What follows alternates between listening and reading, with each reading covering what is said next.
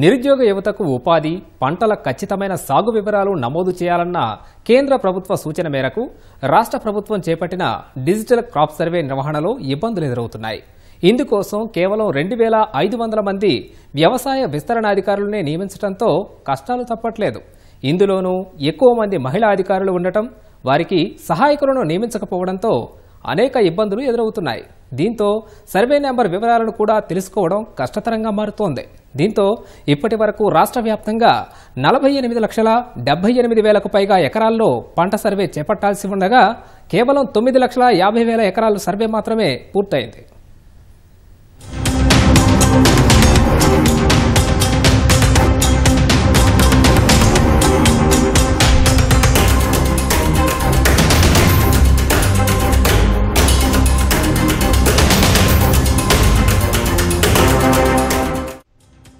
రాష్ట్రంలో digital crop survey గతానికి భిన్నంగా సాగుతోంది.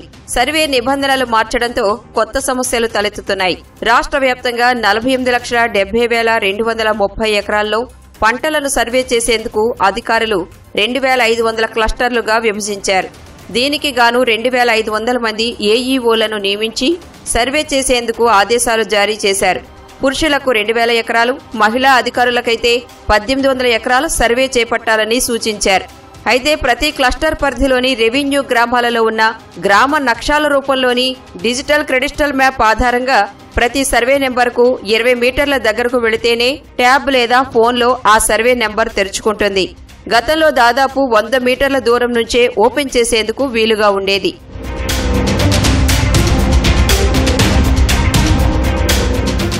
భూమిని లెక్కించే విస్తీర్ణాన్ని క్రమంగా 50 మీటర్లకు, ఆ తర్వాత 20 మీటర్లకు కుదించారని అధికారులు ఆవేదన వ్యక్తం చేస్తున్నారు.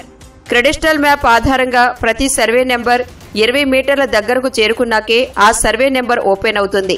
అక్కడకు చేరుకున్నాక సర్వే నెంబర్ సెలెక్ట్ చేసుకోగా రైతు పేరు, సర్వే నెంబర్, విస్తీర్ణం యాప్లోనే చూపిస్తుంది.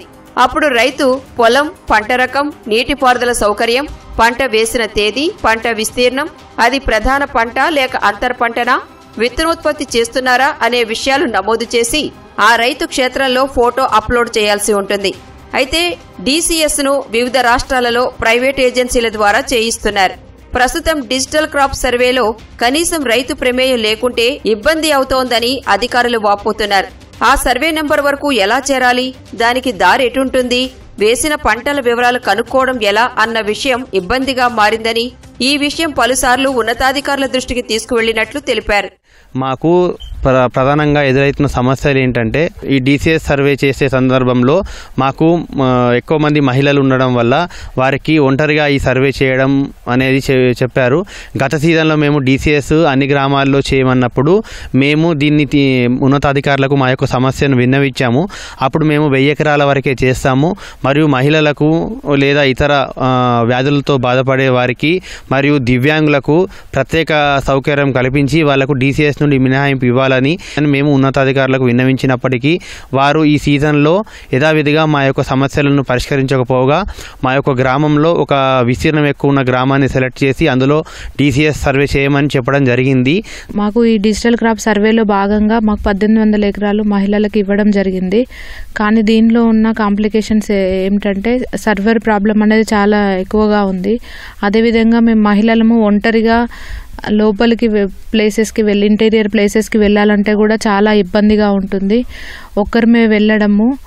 అదేవిధంగా మాకు ఒక గ్రామ స్థాయిలో సహాయకుల్ని ఇవ్వవలసిందిగా ప్రభుత్వాన్ని విన్నపించడం జరుగుతుంది.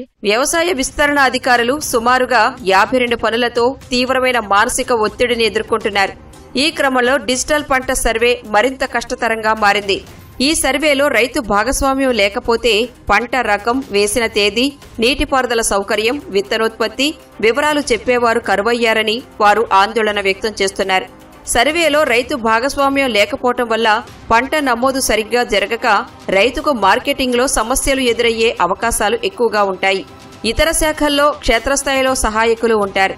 ఉదాహరణకు పంచాయతీరాజ్ విభాగంలో కారోబార్లు, ఇరిగేషన్ లస్కర్లు, రెవెన్యూలో బీఆర్ఏలు, విద్యుత్ శాఖలో లైన్మెన్లు ఉంటారు. కానీ డిజిటల్ సర్వేకు మాత్రం క్షేత్రస్థాయిలో ఎటువంటి సహాయకులు లేని పరిస్థితి. గతంలో ఆదర్శ రైతులు, రైతు సమన్వయ సమితులు ఉండేవి. ఇప్పుడు అవి రద్దయ్యాయి. అందువల్ల సర్వేకు సహాయకులను నియమిస్తే మరింత సమగ్రంగా సాధ్యమైనంత త్వరగా నమోదుకు అవకాశం ఉంటుందని వ్యవసాయ విస్తరణ అధికారులు అంటున్నారు. ఈ మధ్య కాలంలో డిజిటల్ సర్వే అని చెప్పేసి ఒకటి పంట నమోదు కార్యక్రమం అనేది ఇవ్వడం జరిగింది. దానిలో భాగంగా మేము ఫీల్డ్కి వెళ్ళడం అనేది మా మహిళా ఈఓలకి చాలా ఇబ్బందికరంగా ఉంది.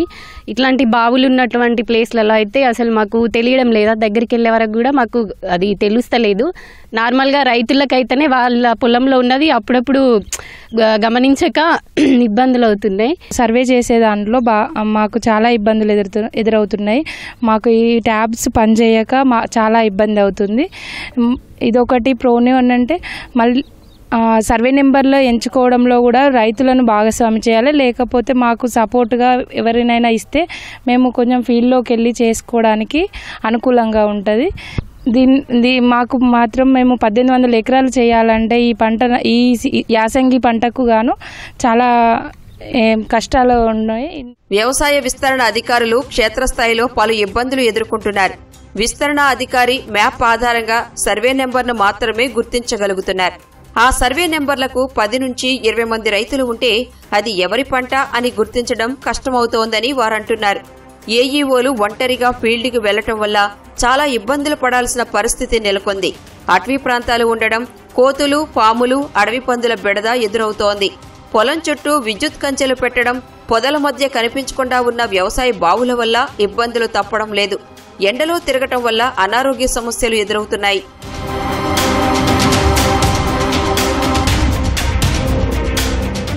గత వానాకాలం డిజిటల్ పంటల సర్వే చేయాలని ఆదేశించినప్పుడు క్షేత్రస్థాయిలో ఎదుర్కొంటున్న ఇబ్బందులను ప్రభుత్వం దృష్టికి తీసుకువెళ్లినా ప్రయోజనం లేకుండా పోయిందనే ఆవేదన అధికారుల్లో నెలకొంది.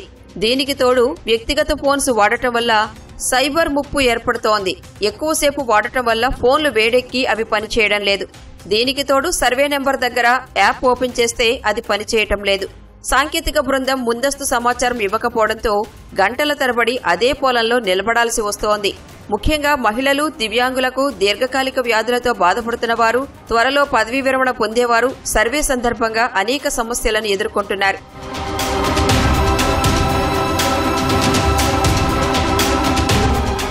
ఈ యాసంగి సీజన్లో రైతులు సాగు చేస్తున్న వివిధ రకాల పంటల వివరాలను వ్యవసాయ శాఖ అధికారులు క్షేత్రస్థాయిలో సందర్శిస్తూ వ్యవసాయ శాఖ పోర్టల్లో నమోదు చేసే ప్రక్రియ కొనసాగుతోంది. వాస్తవానికి ఈ ప్రక్రియ గత వానాకాలం సీజన్లోనే ప్రారంభం కాగా క్షేత్రస్థాయిలో ఉన్న ఇబ్బందుల దృష్ట్యా ఈ డిజిటల్ పంట సర్వేను రాష్ట్ర వ్యాప్తంగా వ్యవసాయ విస్తరణ అధికారులు మూకుమ్మడిగా బహిష్కరించారు. కాగా ఈ ఎండాకాలం సీజన్కు సంబంధించి గత వారం రోజులుగా రాష్ట్ర వ్యాప్తంగా డిజిటల్ పంట సర్వేను వ్యవసాయ విస్తరణ అధికారులు చేపడుతున్నారు. ప్రస్తుతం వ్యవసాయ శాఖ అధికారులు చేపడుతున్న డిజిటల్ పంట సర్వే పూర్తిగా రెవెన్యూ అధికారులు రూపొందించిన పంట భూముల కెడస్ట్రియల్ మ్యాప్స్ ఆధారంగానే చేపడుతున్నారు. రాష్ట్రంలో కేవలం 60 నుంచి 70% వరకు మాత్రమే కెడస్ట్రియల్ మ్యాపులు అందుబాటులో ఉండగా చాలా ప్రాంతాల్లో ఈ మ్యాప్లో చూపిస్తున్న సర్వే నెంబర్లు మోకా మీద ఉన్న సరైన సర్వే నెంబర్లకు చాలా వ్యత్యాసం ఉంటోంది. అంతేకాకుండా ఈ కెడస్ట్రియల్ మ్యాప్లు కేవలం బేస్ సర్వే నెంబర్లను మాత్రమే సూచిస్తున్నాయి.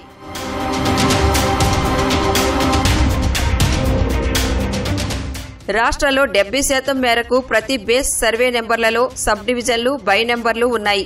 సాధారణంగా ఒక బేస్ సర్వే నెంబర్లో 3 లేదా 4 రైతులకు బై నెంబర్లలో భూములు ఉన్న సందర్భాలలో రైతుల భాగస్వామ్యం లేకుండా 100% ఈ కెడస్ట్రియల్ మ్యాపుల ఆధారంగానే ఈ బై నెంబర్లను గుర్తిస్తూ పంట సర్వే చేపట్టే అవకాశం లేదు.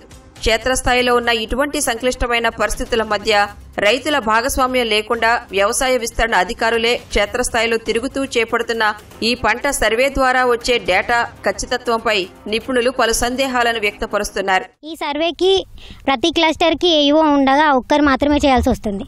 ముఖ్యంగా నేను మహిళా అధికారులు ఎవరైనా ఏఈఓలు మహిళలు ఒక్కరే వెళ్ళి చేయడం చాలా ఇబ్బందికరంగా ఉంది. గట్ల మీద నడవడం ఇలాంటివి కాకుండా అసలు లోపలికున్న ఫీల్డ్స్కి ఒక్కడం వెళ్ళాలంటే చాలా ఇబ్బంది అవుతుంది. ఒక్కరోజు ఉన్న ఏరియానంతా కవర్ చేయలేకపోతున్నాము. దానికి తోడు మాకు సపరేట్గా ఏమి ఇవ్వలేదు, మా ఫోన్స్ని యూజ్ చేసుకుంటున్నాము. అందరివి మ్యాక్సిమం పాత ఫోన్లే ఉంటే ఆ ఛార్జింగ్ కూడా 1 hour కన్నా ఎక్కువ రావడం లేదు. ఈ డిజిటల్ క్రాప్ సర్వే అనేది ఏదైతే ఉందో మాకు గుదిబండలాగా మారింది. ఈ డిజిటల్ క్రాప్ సర్వేలో మేము చాలా పెద్ద ప్రాబ్లమ్స్ ఎదుర్కొంటున్నాము. అందులో మొదటిది ఏదనంటే మాకు ఈ ట్యాబ్లు, ఇప్పుడు ఈ డిపార్ట్మెంట్ మాకు ఈ ట్యాబ్లు 2019 సంవత్సరంలో ఇచ్చినాయి. ఈ ట్యాబ్లు అన్నీ ఖరాబ్ అయిపోయినాయి. ఈ యాప్ మాకు ఏపీకే ఫైల్స్ అని పంపిస్తున్నారు క్రాప్ సర్వేది. అది ఇన్స్టాల్ చేసుకుంటే మా పర్సనల్ ఫోన్లో ఇన్స్టాల్ అవుతలేవు. అయినా కూడా ఇట్లా మీ పర్సనల్ డేటాను ఇబ్బంది ఉందని వచ్చినా కూడా, వార్నింగ్స్ వచ్చినా కూడా ఇన్స్టాల్ చేసుకోవాల్సి వస్తుంది. రాష్ట్ర వ్యాప్తంగా 2600 మంది ఏఈఓలు ప్రస్తుతం డిజిటల్ పంట సర్వేలో తలమునకలై ఉన్నారు. ప్రస్తుతం వ్యవసాయ శాఖ ఈ డిజిటల్ పంట సర్వే కోసం ప్రైవేట్ ఏపీకే సాఫ్ట్వేర్లను వినియోగిస్తుండటంతో ఈ యాప్లను ఇన్స్టాల్ చేసుకునే ఏఈఓల మొబైల్ ఫోన్లలో ఉండే వారి వ్యక్తిగత డేటా భద్రతపై అనేక అనుమానాలు వ్యక్తమవుతున్నాయి. వ్యవసాయ శాఖ 8 ఏళ్ల క్రితం ఏఈఓలకు ఇచ్చిన ట్యాబ్లు పాడైపోవడంతో ప్రస్తుతం రాష్ట్ర వ్యాప్తంగా ఏఈఓలు ప్రభుత్వ కార్యక్రమాలు, సర్వేలకు తమ వ్యక్తిగత మొబైల్ ఫోన్లనే వినియోగిస్తున్నారు. అయితే సర్వే కోసం వ్యవసాయ విస్తరణ అధికారులు పడుతున్న ఇబ్బందులను రైతులే జీర్ణించుకోలేకపోతున్నారు. ప్రతిరోజు వ్యవసాయ క్షేత్రాల వద్దకు వెళ్లేందుకు తామే ఇబ్బందులు పడుతుంటామని, ఈ క్రమంలో అధికారులు సమాచారం సేకరించడం ఇబ్బందికరమేనని రైతులు అంటున్నారు. మేడం పొలం దగ్గరికి వచ్చి చూస్తాండ్రు. ఈ ఎండ పూట ఇట్లా ఒడ్ల పొంట తిరుగుతుంటే పాములు అది ఇది వస్తుంటున్నాయి. మేమే చూసిన వాళ్ళమే 24 గంటలు వచ్చిన వాళ్ళమే, మా వాళ్ళు లేని మేము పొలంలోకి వస్తలేము. వాళ్ళు లేనిది ఆ ఒక్కరు మేడం వచ్చి పొలాల పొంటి తిరుగుతుంది, చేస్తుంది, ఆ ఒడ్ల పొంటి బాధ అనిపిస్తుంది. ఒక్కరే వస్తారు ఆ మేడం కూడా.